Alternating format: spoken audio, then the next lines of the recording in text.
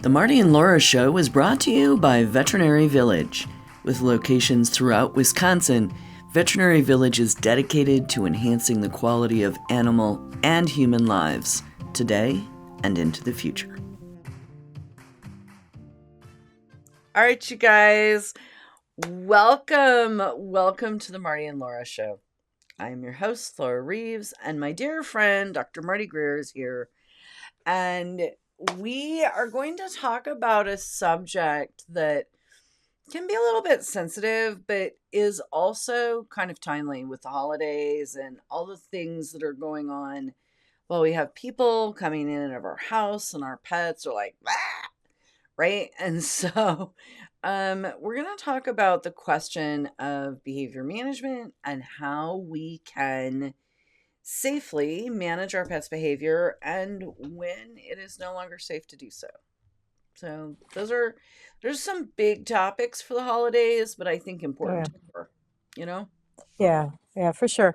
Because this is really common. These behavioral issues are very common, much more common than they used to be. Or Mm, at least we've identified them to be more common than they used to be. It may be partly recognition, it may be partly reality, it may be partly post-COVID. It's kind of hard to know. right. Well, and I think two things. I think our society's a little bit different, and we've It is. chosen different pets for our households. And so I think those things make a difference. And honestly, I think the post COVID thing is a thing. Like, I think there's just a lot. And Mm, so, how we manage these dogs that, particularly dogs, I mean, I think this is true of cats, but probably less. mhm. How we manage these dogs that just, need a little extra help to get through life, right? And that behavior management piece, I think the other part of it, honestly, Marty, is we have better living through pharmaceuticals. Oh, definitely. I mean, the way we address these issues medically with medications now is Mhm, much better than it used to be. We have a much better understanding. I don't know that a lot of I mean, some of the drugs we're using aren't that new, but there mhm, are newer applications. There's some new ones, but mostly it's new applications and new awareness and a whole generation of veterinary graduates that are more familiar with the drugs. When mhm. I graduated from veterinary school, we had acepromazine. Yeah, right. And ACE isn't, as we're well aware, and make sure that everyone else is well aware, acepromazine is not a behavioral modification drug, right? No, not really. It can be a sedative. There are some uses for it, but it is um, certainly not the backbone of what we can do. It's an antipsychotic and it helps Mhm, quiet them and it's great in a pre-med by injectable, mhm, but the oral medications are highly unpredictable in their response. I mean, you can give a handful of this stuff to some dogs and it doesn't touch them. So really it's not useful. And the other one that I want to really call out right now is Benadryl, because a lot of people think that Benadryl is a great behavior modification drug and it's not. It's similar to acepromazine, not in its action, but in the fact that basically you just paralyze your dog. It's not any less scared. It's not any more comfortable in its own skin. It's just down for the count. And mhm. so it's still suffering from the same level of anxiety, but it just can't move. And that Well, is not a solution. and I think that that's really important because too often we, as the humans in this situation, are just so frustrated and so Oh, yeah. over and so like freaked out. Like, why can't this dog just chill? Right? Like, get a grip. I had a number of years ago, we had a German Wirehair Pointer that we pulled from a shelter for the Wirehair Pointer Club of America Rescue, and his name was Logan. And Logan had the single most severe case of separation anxiety I have ever seen in Mhm. my 40 some odd years involved with dogs. Truly out of control. Could not be in a run, could not be in a crate, could Mhm. not be more than 3 feet away from you. Destroyed everything, like climbed out of run. It was just insane. Mhm. And if he was lying down and could touch your foot with his nose, he was like the most perfect dog known to man. But if he had to be left unattended, your house, you came back to disaster, like truly Mhm. dreaded.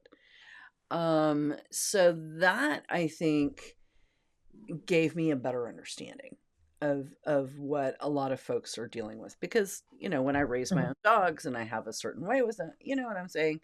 So you Right. see this every day. Oh, Talk yes. through kind of a regular situation, that you see in your clinic 6 times a week. 6 times a day. Okay, I was kind of underestimating, my bad. Sure. So we certainly see separation anxiety as a very common situation. We also see a lot of just generalized anxiety Mhm. where the dog is just not comfortable in their own skin. Sometimes cats, but mostly dogs, like you said. Um, and then we see noise anxiety and, just a whole array of different situations. And I have gotten to the point that I can walk into an exam room Mhm. and look at the client, look at the dog, look at the posture of the client, look at the posture of the dog, the location of the dog in the exam room, and pretty much read the situation of you're having problems. Mhm. And it's not that I'm essentially all that skilled. It's just that there are certain profiles, Mhm. and I'm not saying I'm profiling the human or the dog, but there's Sure. certain behavioral profiles that you start to see that you just recognize pretty quickly. Mhm. This dog is not a happy dog. Now, I love walking into the exam room with a golden retriever or a Labrador. That is just like if they could wag their tail any further, they would turn inside out. Mhm. And those are fun. Those are really fun appointments. And those are certainly not the only ones that we see. We see little dogs, we see big dogs. We can Mhm. certainly see an array of dogs that have that demeanor.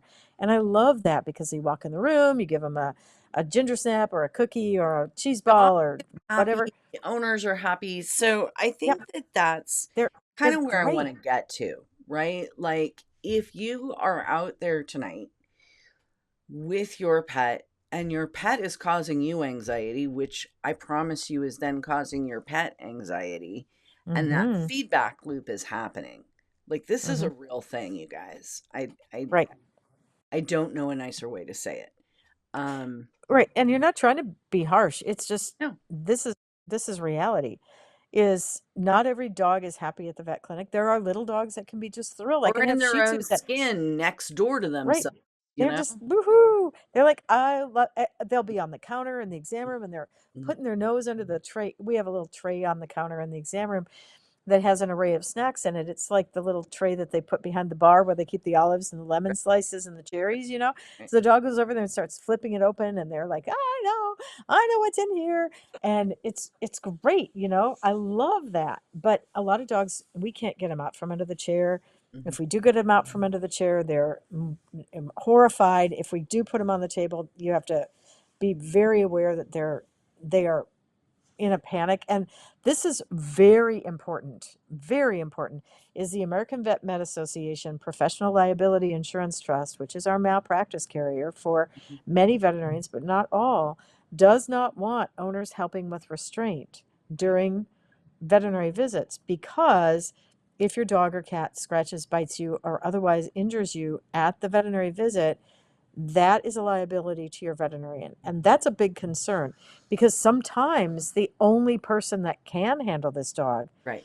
is the human they live with. And whether it's to, and I hate to have to muzzle dogs, but sometimes for everyone's safety, we have to. Um, if the dog or cat injures somebody or gets injured during the whole process, we have a liability issue.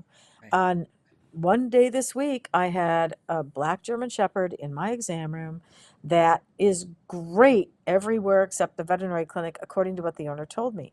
We have spayed her at our clinic. We have managed her at our clinic. I've seen her multiple times. This is not a Mhm. one and done kind of situation, but she is she was lunging at us Mm. with a muzzle on, lurching at us, totally, totally unhappy. And basically, there's no way we can do anything with her other than vaccinate her and safely get her back out to the car. Mhm. I had to walk out of the lobby and make sure that there was a clear path between her and the car, so we didn't even encounter anybody else on the trip in or out. And so this is not a healthy situation for the dog, for the owner, or for us. And no one wants that to happen. So there are times that we will put pets on medication, sometimes long term, sometimes episodically for veterinary visits, grooming visits, whatever. And even this dog could not be touched by those medications. She has been sent home with them. She gives them in pretty hearty doses, and they just don't work. So we have to come to terms with the fact that not every pet can have a happy vet visit. If we can, I'm going to tell you, your veterinarian would love to make that happen, whether they subscribe to Fear Free, Low Stress, Happy Pets, Happy Vets, whatever eh, eh, you know formula you want to use. Every veterinarian wants your pet to be happy at their vet clinic. No veterinarian wants to make this unhappy for you or your pet. But if drugs don't do it, then we have to start talking about what other options we have. And there's only so much you can do with behavior mod. And yes, we encourage people to come in for happy visits where they get on the scale, get on the table, go home. Everything's wonderful. All they got was peanut butter while they were there, and it's all great. Nobody touched them, vaccinated them, drew blood from them, or anything. But it doesn't always work that way. Not every pet can have their anxiety level managed well enough to make that happen. We try. And I think that, from my experience, from what I've seen, lived with, etc., these dogs don't just have anxiety at the No. veterinarian's office. I'm sorry, it's not just you, Well, dude. It's not and me, that's it's you. It's not interesting. you, it's That, me. right. And that's a really interesting comment, because I will say to someone, because I read the room pretty fast, I will say to them, so tell me about your dog's lifestyle. Tell me about their type. What does their day look like? From the morning to the night. Tell me how this goes. And I think that's really important that you get an overall picture of it, because you're absolutely right. Most of these dogs, if they are uncomfortable in one setting, there are other pieces of their life that they're also uncomfortable in. It could be the groomer. It could be when the doorbell rings. It could be when the UPS guy shows up at the door, or the Amazon guy shows up at your door. It's not that veterinarians are exclusively the only people that pets don't like, but No. we are uniquely positioned, us and groomers are uniquely positioned to have to do things to dogs that they may not like. Right. Now, I find it interesting when someone comes in and says, she loves her groomer, but she doesn't like you guys. And it's like, okay, well, I don't know if that's true or not, but I do genuinely think there are magical groomers out there that can have a way with dogs and cats. But I will tell you, I was just listening to a seminar not more than 2 weeks ago, and the veterinarian that was giving it made a really interesting comment to me. And that's when veterinarians take your dog in the back. So if they take your dog or cat into the treatment area, we affectionately call the back, but it's a treatment area. It's really not a very good way to call it the back. But if they ask you to step out of the room, or if they ask to take your pet to that treatment area so that you are separated from your pet, that does two things. One is it will protect you from being injured. Secondly, some pets are genuinely better without you there. Yeah. But you need to ask your veterinarian to be absolutely transparent with you. And if your pet is still unhappy about the kind of care that it takes to get the blood sample or the catheter or the injections for the vaccines or whatever it is, you need to ask your vet to be totally honest with you, because it's really not fair to you or your pet to have them come out and say, oh, she was great, when she wasn't. It's not okay to do that. We need to be honest with our clients and say, this isn't working real well. And sometimes finding another vet clinic will fix the problem. Sometimes it's just bad juju. Yeah. Most of the time it's not. Most of the time, if the dog is uncomfortable in one veterinary setting, they're going to be uncomfortable in all of them. But sometimes, if they've just not had a good experience at one clinic, changing vet clinics can make a difference. But I think what really we need to cover here is that we start our pets off with wonderful veterinary visits. And we have a lot of control over that as owners, as veterinarians, as veterinary staff, to make the visits as positive and fun as they can be. And I say to people all day long, I want your dog to think that they are going to a restaurant, that they are dragging you in the front door because there's cheese and peanut butter and marshmallow fluff and ginger snaps and cheese snaps and liver sausage and all these amazing treats. Like, they are at the restaurant. This is great. And if we can start them off well, many of them transition into a good situation. But if your vet says, please come in for happy vet visits because we want to try to help your pet desensitize to the stuff we do, cooperate, because your pet's not going to get better if you don't work at it. Doggett simplifies the puppy buying journey by connecting families with the perfect breed and responsible, health-verified breeders. They are the only breeder marketplace that verifies health clearances and responsible breeding practices.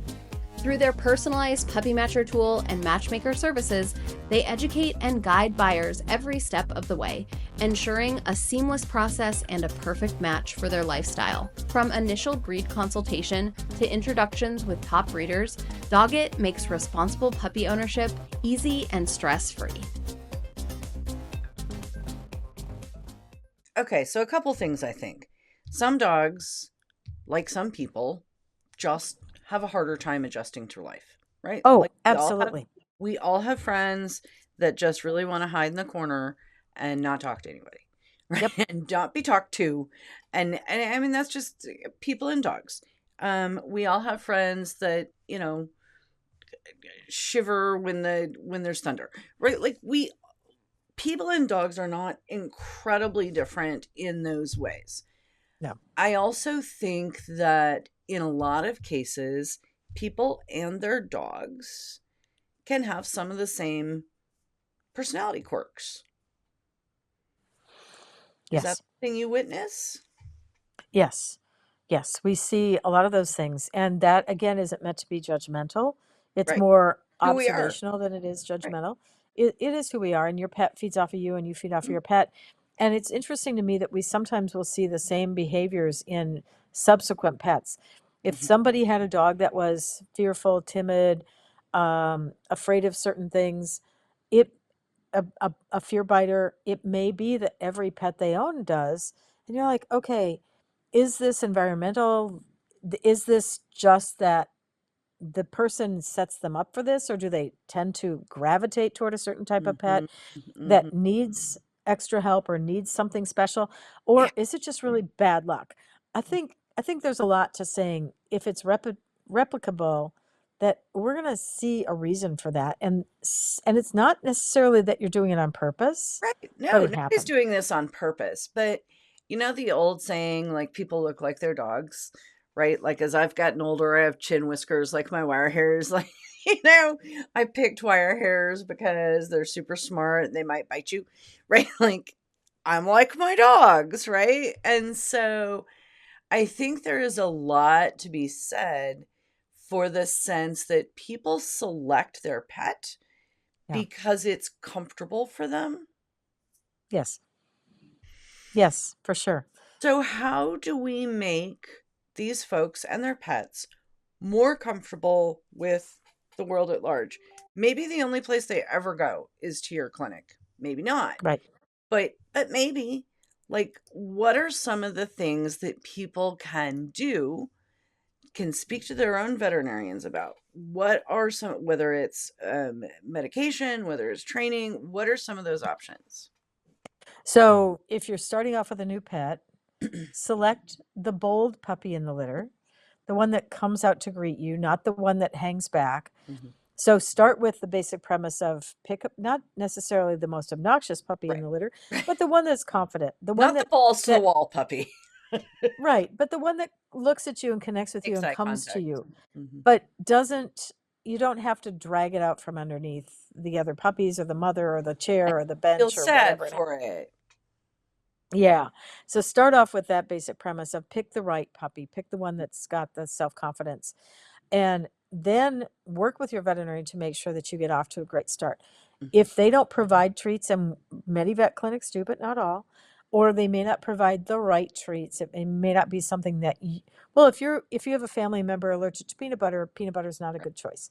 right. If you have a dog that only likes cheese, then you take your own cheese. You don't have to wait for the veterinarian to go to their lunch and drag it out of their sandwich. It's like I have been known on more I've than one been occasion yeah, to I can share. assure you that's happened. Yep, yep, more than once. Yeah. In fact, many, many times. We have popcorn in the lobby.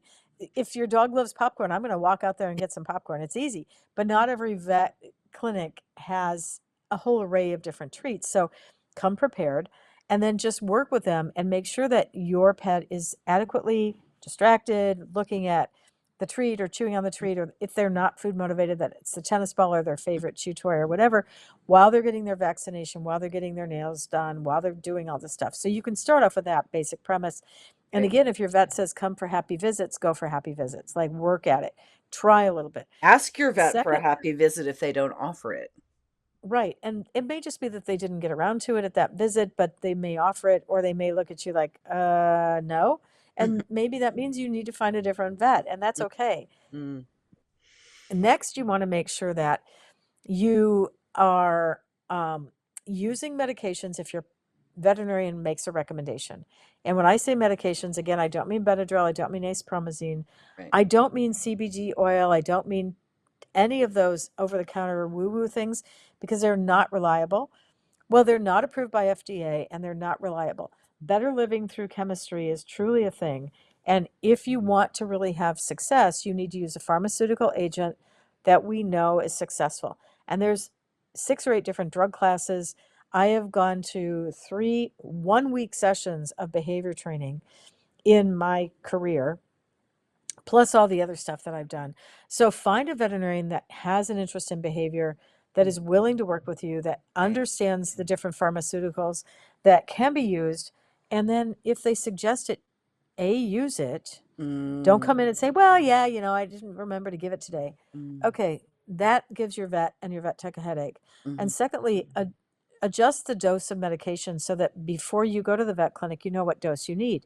If they put a range on the medication, say a half a tablet to 2 tablets, don't wait until the morning that you're going into the vet.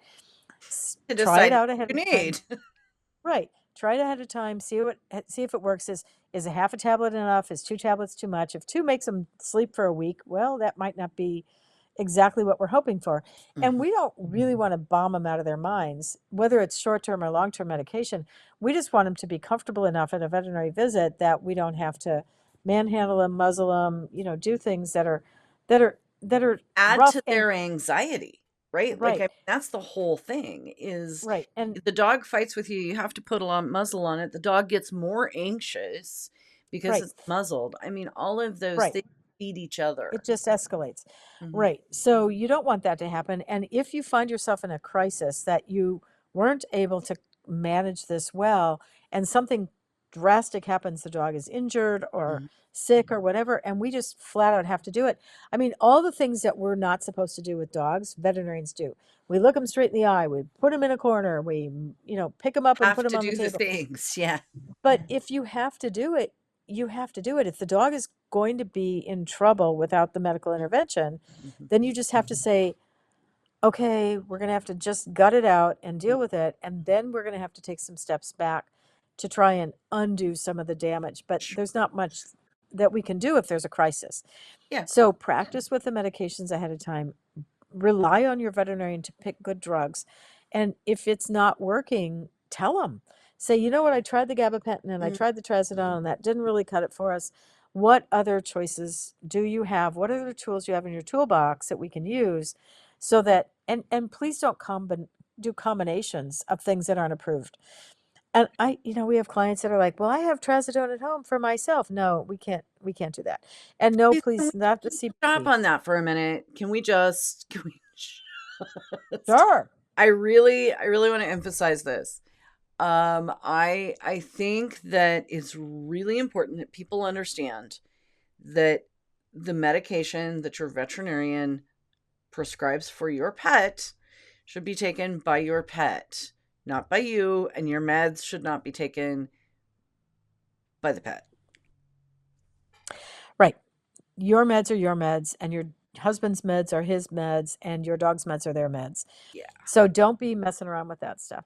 But if the drug isn't working, ask your veterinarian for another drug, ask for a combination of drugs, ask for an injection when you get to the vet clinic, ask for enough time that you can go in, have the injection, wait for it to kick in, Mm. get things under control, and then proceed. So expect that it may take 2 hours for your vet visit. expect it may take another trip back. If your dog comes in and you didn't give the medication or the medication wasn't at the appropriate dose, and your dog is not having a good situation or your cat's not having a good situation, you have every right to say, okay, this isn't working for us. Right. Can we reschedule? And it's not that you're mad. It's not that you're Right. not ever coming back, because they're doing their best and Mhm. you did your best.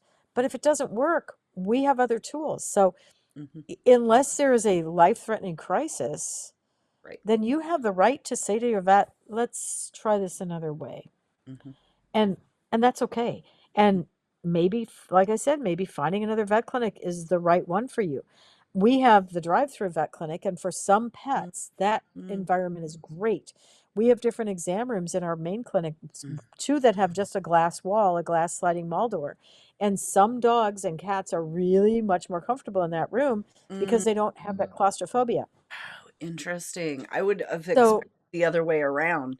Like my mm, dogs, if they were in that room, wouldn't be able to be like, "Wee, there's everybody to see." well, we have a curtain we close across it, but then they go under it and they look out the Right. door and they're like, Oh yeah. "Doo-doo-doo-doo." No, that would be Yeah. my dog. My favorite visits are when it's a puppy and a little kid and they kind of pull the Mhm. quilt back and they peek Mhm. out the door. It's so cute. I'm like, the little puppy and the little kid are there Mhm. nose to the glass. It's super Mhm. cute. So, but there are different exam room sizes, different exam room types, some with chairs, some with benches, some without. So kind of figure out which environment works best for your dog or cat.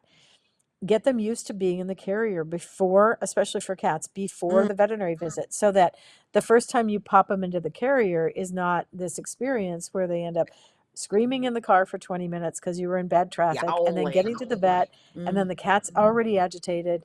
And trust me, when they've urinated and defecated in the crate, they are telling us that they are really unhappy. So we need to recognize that that's the situation and do our very best. And your vet wants to do this. Nobody's veterinarian says, I got up today to torture little dogs and cats. Yeah. Trust me, that is That's not not what the they want to reason. do. No, And that's not I the think reason it's your vet also and the vet tech. important. It's also important for people to hear that the vet's not asking you to do these things with your pet because they want to make more money, right? Like Oh, super important for heavens, no. people to hear that, because there is nothing in any veterinary clinic anywhere that is, oh, let's make money off this poor stressed out dog. No, no. This is nobody's business model, nobody's goal. Mm-mm. But if you need to find a different room, a different vet, a different drug, be willing to work with your veterinarian and don't just do one of these. Well, we're just going to do it this way because that's no. Look for a level of collaboration so Cooperation, that collaboration. yeah, so that everybody can make this the best experience that they can. Right. And there's a lot of things that we can do as veterinarians, but Mm-hmm. believe me, there are certain things we just have to grit our teeth and get through Mm-hmm. and do the best we can. Mm-hmm. But please, please, please do not combine CBD oil. Do not do all these weird things.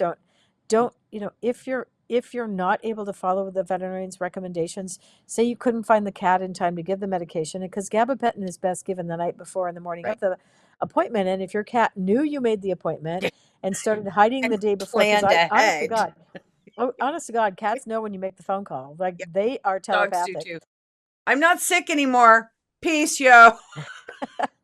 So if you can't get the meds into the pet, give them a call far enough ahead that you can reschedule. Mhm. Don't just show up late to the appointment, or don't just not show up at all, or be really courteous and considerate of your veterinarian, because they're running on a schedule that they are attempting to be on time, do the best they can to take care of as many pets in a day as they can.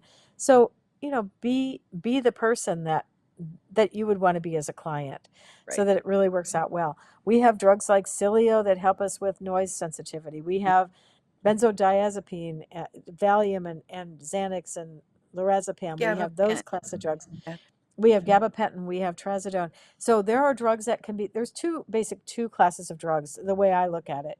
One is the short acting for, Mhm. we only need this for the night before the appointment and the morning of the appointment, for the groomer, for the veterinarian, for these episodes, these episodic, when Christmas happens and everyone comes screaming into your house, that episodic thing. And then we have the other drugs like fluoxetine and Buspar and some of the other drugs that are better used, clomipramine, as long-term drugs for dogs, cats that are just not ever comfortable in their own skin. So if your dog like walks around the house with a little black cloud, like Pigpen, Eeyore, right. or Charlie Brown, with a little black cloud over their head all the time, appreciate that your pet is asking for help.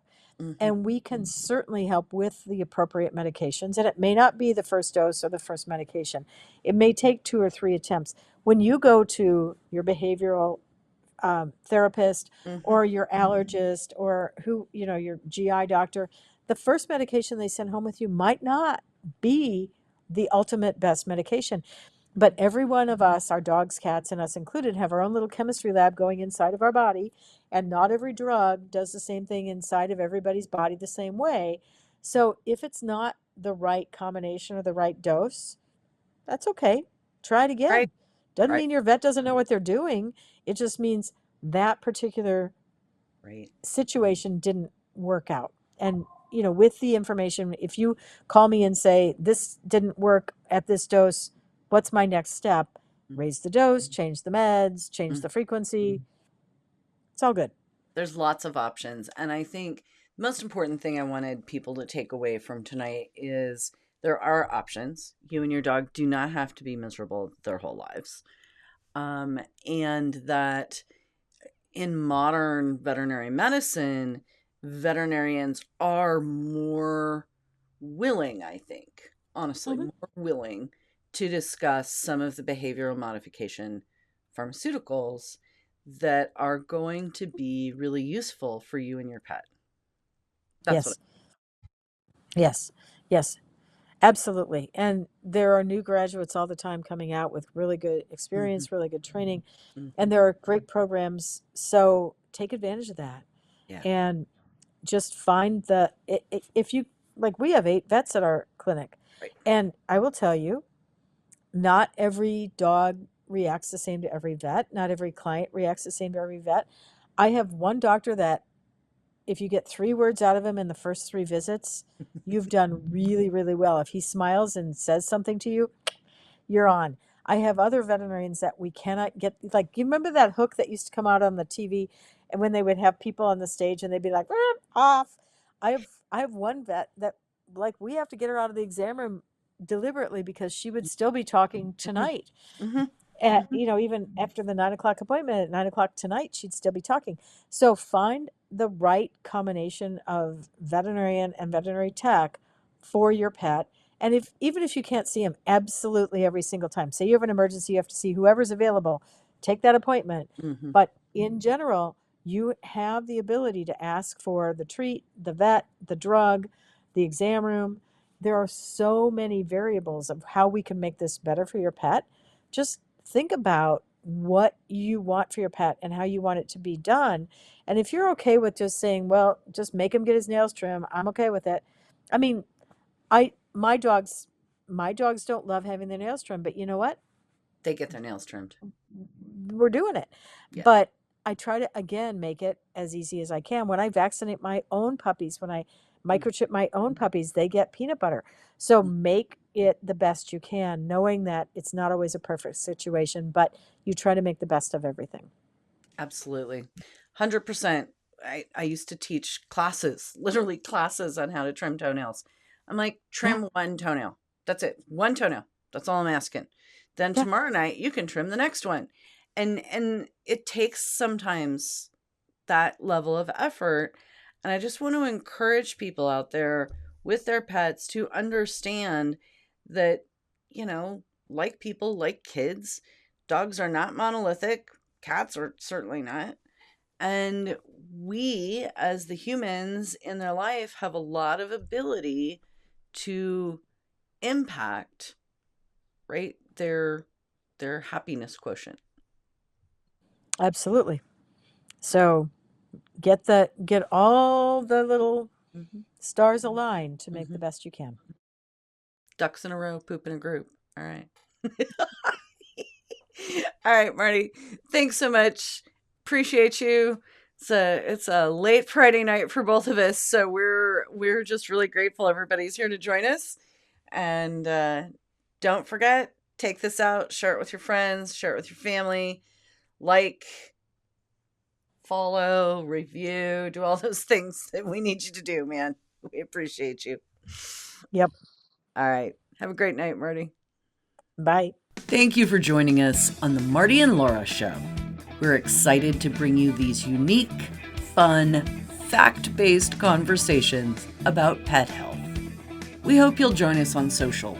Stop by the website to sign up for an extra tip of the week for your pet.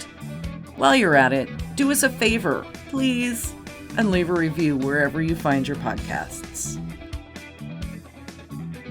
The Marty and Laura Show is produced by Pure Dog Talk, Inc. Sound design and editing by Premium Audio Services.